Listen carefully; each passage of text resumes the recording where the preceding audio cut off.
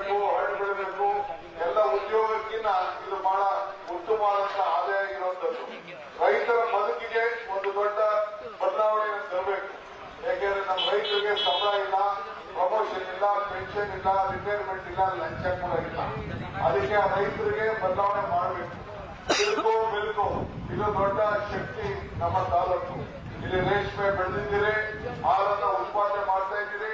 ಇದಕ್ಕೆಲ್ಲ ಕೂಡ ಈಗಾಗಲೇ ಡಿ.ಕೆ. ಸುರೇಶ್ ಅವರು ಕೂಡ ಇದ್ರ ಬಗ್ಗೆ ನಮ್ಮ ರೈತರನ್ನ ಉಳಿಸ್ಕೊಡ್ಬೇಕು ಅನ್ನೋ ದೃಷ್ಟಿಯಿಂದ ಅವ್ರದ್ದು ಅನೇಕ ಯೋಜನೆಗಳನ್ನ ಸಿದ್ಧತೆಯನ್ನ ಮಾಡ್ಕೊಂಡು ಬರ್ತಾ ಇದ್ದಾರೆ.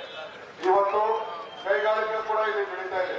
ಅವರು ಕೂಡ ನಾನು ಹೇಳ್ತೇನೆ, ನಮ್ಮ ಸ್ಥಳೀಯರಿಗೆಲ್ಲ ಕೂಡ ಅವಕಾಶವನ್ನು ಮಾಡಿಕೊಡ್ಬೇಕು ಅಂತ ಹೇಳಿ ಕಟ್ಟಬದ್ಧವಾದಂತಹ ಆದೇಶವನ್ನ ಅವ್ರಿಗೂ ಕೂಡ ನಾನು ಕೊಡೋ ಇಚ್ಛೆ ಇಲ್ಲ.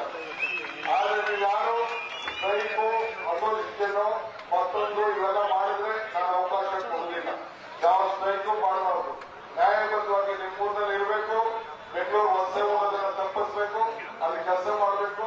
ಒಳ್ಳೆ ವಿದ್ಯಾಭ್ಯಾಸವನ್ನ ಕೊಡ್ಲಿಕ್ಕೆ, ಶಿಕ್ಷಣದಲ್ಲಿ ಮಾಡಲಿಕ್ಕೆ ಈಗಾಗಲೇ ಅನೇಕ ಕಾರ್ಯಕ್ರಮವನ್ನ ಬೆಂಗಳೂರು ನಗರದ ರೀತಿ ಶಿಕ್ಷಣ ಸಿಗ್ತದೋ ಅದೇ ರೀತಿ ಶಿಕ್ಷಣವನ್ನ ನಮ್ಮ ಮಕ್ಕಳಿಗೆ ಒಂದು ಕೊಡಬೇಕು ಅಂತ ಹೇಳಿ ಅನೇಕ ಕಾರ್ಯಕ್ರಮವನ್ನು ನಾನು ರೂಪಿಸಿದ್ದೇನೆ. ಅದನ್ನೆಲ್ಲ ಮುಂದಕ್ಕೆ ನಿಧಾನವಾಗಿ ನಿಮ್ಮ ಹತ್ರ ವಿಧಾನ ಮಾಡ್ತಾ ಇದ್ದೇನೆ. ರಾಮನಗರದಲ್ಲಿ ಮತ್ತು ಆರೋಳಿಯಲ್ಲಿ ನಾನು ಹೇಳಿದ್ದೇನೆ, ಬಡವರಿಗೆ ಸೈಡ್ ಹಂಚೋದು, ಯಾರಿಗೆ ತಲೆ ಇದೆ ಆ ತಲೆ ಮೇಲೆ ಸೂರು ಇರಲೇಬೇಕು ಅನ್ನೋದು ಕೂಡ ನಾನು ಎಮ್ಮೆಲ್ಗೆ ಹೇಳಿದ್ದೀನಿ. ಅದಕ್ಕೆಲ್ಲ ಕೂಡ ಮಾರ್ಗದರ್ಶನ ಮಾಡ್ತೇನೆ. ತಾಳ್ಮೆಗೆ ಮತ್ತು ಜನತಾದಳದ ನಮ್ಮ ಕಾರ್ಯಕರ್ತರಿಗೆ ನಾನು ಹೇಳೋದಿಷ್ಟೇ, ಇವತ್ತು ಹಿಂದೆ ನಾನೇ ರಾಜಕೀಯವಾಗಿ ಬಿಜೆಪಿ ದೂರ ಇಡಬೇಕು ಅಂತ ಹೇಳಿ ಇವತ್ತು ಅನಿತಾ ಕುಮಾರಸ್ವಾಮಿ ಅವರಿಗೆ ಬೆಂಬಲವನ್ನು ಕೊಟ್ಟು ನಾವೆಲ್ಲ ಸಹಾಯ ಮಾಡಿದೆ. ಕುಮಾರಸ್ವಾಮಿ ಅವರು ಮಾಡಿದ್ರು. ಆದ್ರೆ ನಾವು ಹಿಂದೆ ಏನಾಯ್ತು ಅನ್ನೋದನ್ನ ನಾವು ಚರ್ಚೆ ಮಾಡಬಹುದಿಲ್ಲ, ಅವಶ್ಯಕತೆ ಇಲ್ಲ. ನಾನು ಜನತಾದಳ ಕಾರ್ಯಕರ್ತರಿಗೆ ಹೇಳ್ತಾ ಇದ್ದೀನಿ, ಈ ಡಿ.ಕೆ. ಶಿವಕುಮಾರ್ ಕಾಂಗ್ರೆಸ್ ಮಾತ್ರ ಅಲ್ಲ, ನಿಮಗೂ ಕೂಡ ಈ ಡಿ.ಕೆ. ಶಿವಕುಮಾರ್ ಇದ್ದಾರೆ. ನಿಮ್ಮ ನನ್ನ ಮನೆ ಮಾಡಲು ನಿಮಗೂ ಕೂಡ ತಿಳಿದಿದೆ. ನೀವು ಕೂಡ ನನ್ನನ್ನ ಯಾವ ರೀತಿ ಉಪಯೋಗಿಸಿಕೊಂಡು ನಿಮಗೂ ಒಳ್ಳೇದಾಗಲಿಕ್ಕೆ ನಾನು ಎಲ್ಲ ತರದ ನಿಮಗೆ ಸಹಕಾರ ಕೊಡಲಿಕ್ಕೆ ನಾನು ಸಿದ್ಧವಾಗಿದ್ದೇನೆ.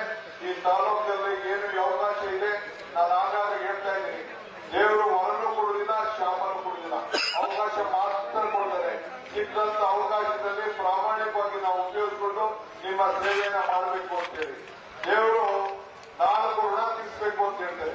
ಒಂದು ತಂದೆ ತಾಯಿ ಋಣ, ಒಂದು ದೇವರ ಋಣ, ಒಂದು ಗುರುವಿನ ಋಣ, ಇನ್ನೊಂದು ಸಮಾಜದ ಋಣ.